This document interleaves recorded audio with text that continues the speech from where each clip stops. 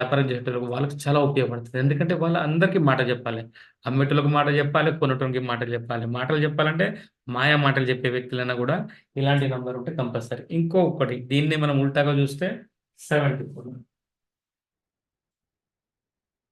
74 number. అంటే 47 number అదే పని చేస్తది. 74 నంబర్ అదే పని చేస్తది. ఎందుకంటే ఇవి 2 గ్రహాలు. 7 కేతు అండ్ రాహు. రాహు, కేతు అన్నది ఇద్దరు ఒకటే. అంటే 47 నంబర్ ఎందుకు రాహు, కేతు అంటే వీళ్ళిద్దరు కట్ అయిపోయినాకనే వేరే వేరే అయిపోయారు. అంటే వీళ్ళిద్దరు ఒకటే తల మీద ఉండి, ఒకటే బాడీతోని ఉంటే మాత్రం ఆ వ్యక్తికి చాలా పవర్ వస్తది. ఎందుకంటే రాహు ఉండి మనం తలని రాహు అంటారు. కింద భాగాన్ని కేతు అంటారు. కేతు వ్యక్తి దగ్గర చాలా మైండ్ ఉంటది.